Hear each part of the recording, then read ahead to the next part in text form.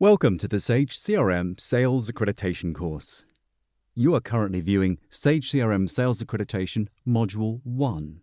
It's designed for marketing, sales, and implementation employees.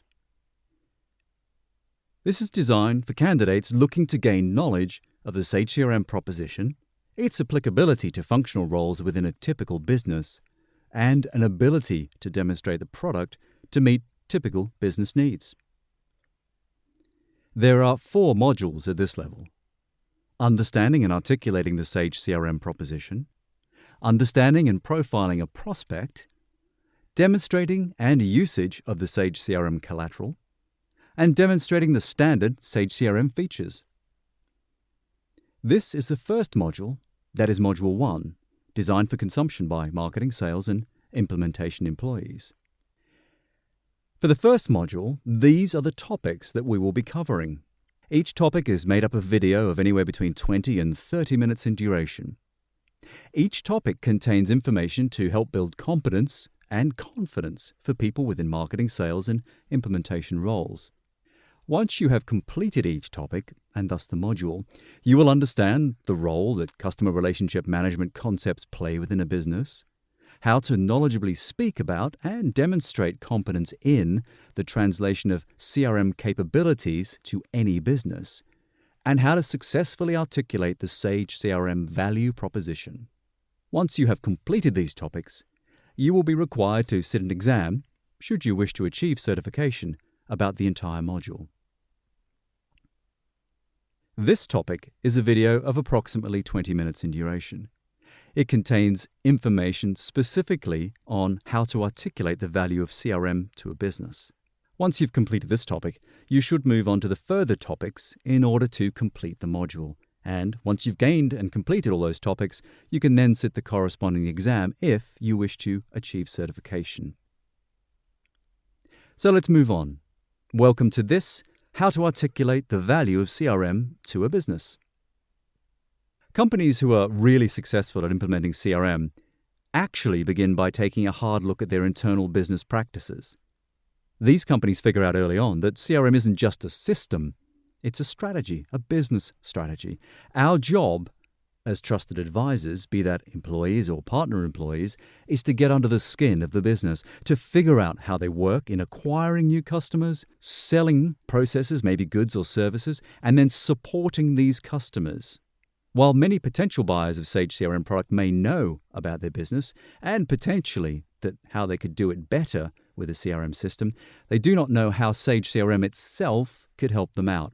So it's our job to help them understand the value of a company-wide CRM philosophy, to help them really understand and look at their business through the eyes of a customer, and maintain or help them believe that running a customer-focused or customer-centric business is the way to build loyalty that will build and keep a customer base through good times and bad.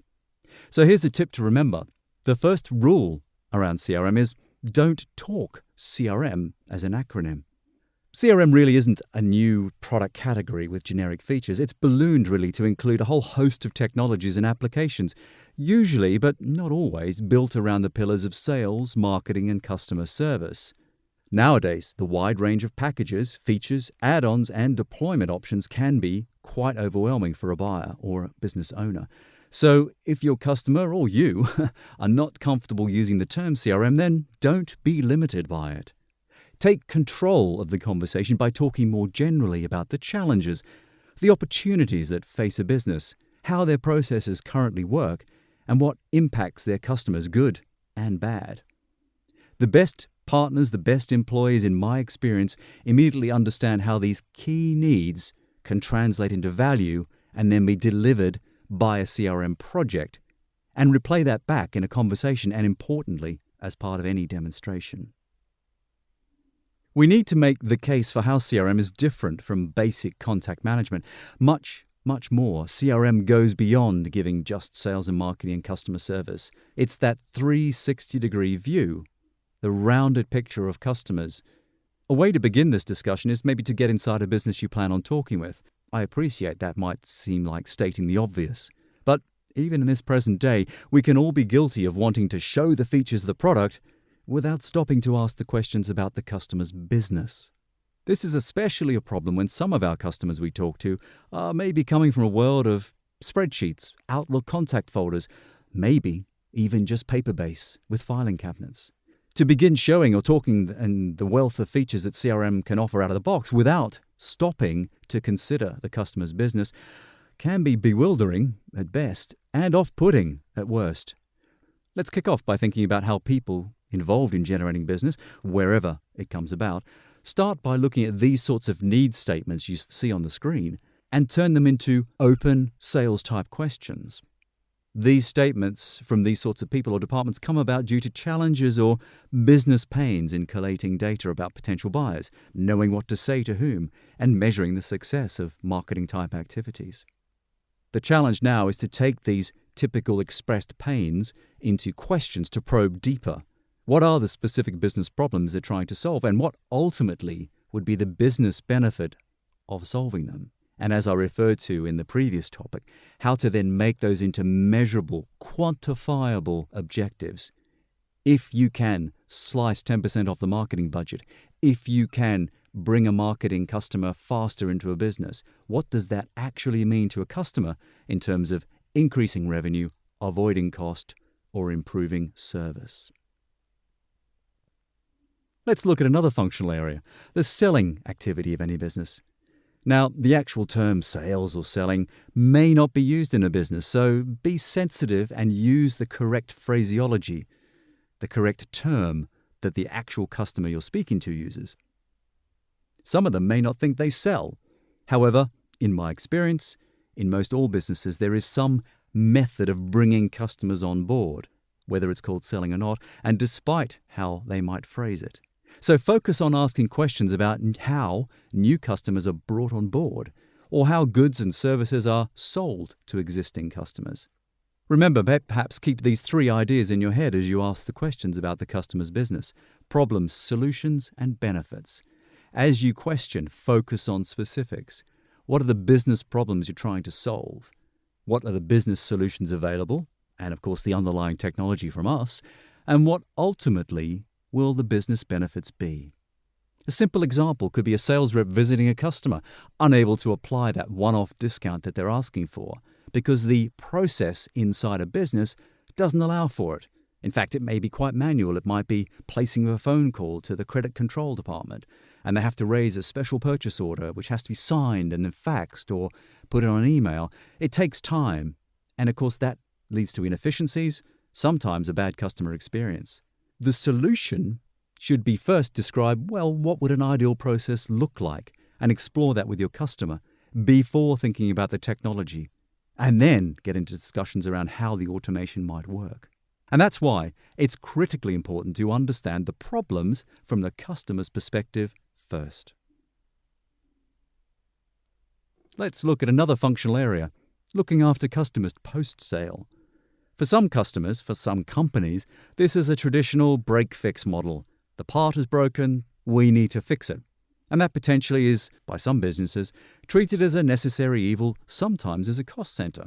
However, in other companies, particularly in present day, where customer centricity is very much the competitive advantage, it's about proactive customer service, following up on deliveries, checking in on a regular basis to see that everything is okay. And sometimes those service representatives that make those calls are actually a very powerful sales force. So again, remember, keep those 3 ideas in your head as you ask questions: problems, solutions, benefits. Focus on specifics. What are the business problems we're trying to solve? And what are the business solutions available with the underpinning technology? And ultimately, what's the measurable benefit? In this case, as we're looking at supporting customers on the screen here, asking questions about the strategy for running a service function is a good place to start. How can we help them make money, so drive revenue or increase revenue, save money in the way that service is delivered, or indeed improve the service itself? It's our 6-letter mnemonic again, IRACIS. Increase revenue, avoid cost, or improve service. I'd also advise you to speak as early as possible in the sales cycle, to start talking, thinking, asking questions in terms of measurable terms. We'll talk more about this in later topics, but you need, ideally, to get as much challenge and benefit clearly outlined as early as possible to make such a compelling story emerge as soon as you can. In our example on the screen here, drill down a little more. Start by asking, what does hard to service, our first paragraph on the screen there, actually mean? Ask for an example. Perhaps calls from customers take 30% longer because the person who takes the call from the customer needs to hunt through emails and hunt through Outlook folders and maybe look up filing cabinets. What does that 30% longer actually mean in cost terms? Is that 20 minutes per call at an average salary of, say, $30 an hour? So how many calls are taken like that a week? What does that add up to every year? Not to mention the potential brand value, brand damage to the customer who thinks that the company they're speaking to just hasn't got their act together. These measurable questions will go to form your beginnings of an internal business case that you can present back to the customer, either informally as a conversation or formally as a proposal, and let you then build a really strong return on investment story as soon as possible. Finally, never forget, but who pays for the Sage CRM software and implementation? It's usually the owner-manager. And for them, they have that top-level view in mind. How is the company performing against targets? Whether they're stated out loud or whether they're internalized. Again, remember, keep those 3 ideas in your head as you ask the questions. Problems, solutions, benefits. Using and viewing the example statements we have on this slide, turn them into open questions. For example, from the top down, ask how they monitor the status of a business.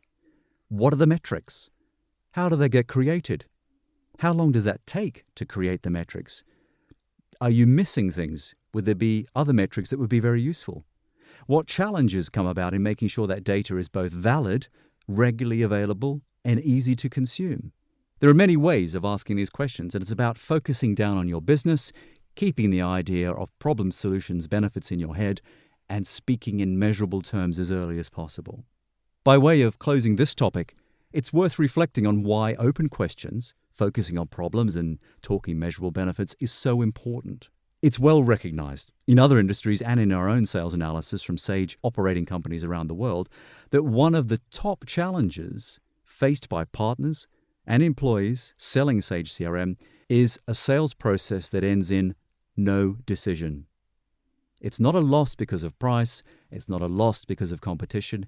It's a loss because the customer just says, I won't do anything about it. It's not that important to me. To get around this obstacle, we must focus on measurable benefits, talking in terms of return on investment, as the tool to drive a decision, one way or the other, from the customer. We need to understand that buyers can be incapable of making a decision. And we must work to get past that obstacle as early as possible in the sales cycle. You've now reached the end of the second topic of the first module of the sales accreditation. This topic contained information specifically on how to articulate the value of CRM to a business. There'll be questions about this topic within the exam for this module. You should now move on to the further topics in order to complete this module. Once you have completed all the topics, you can sit the corresponding exam, should you wish to gain certification, to gain credits for this module.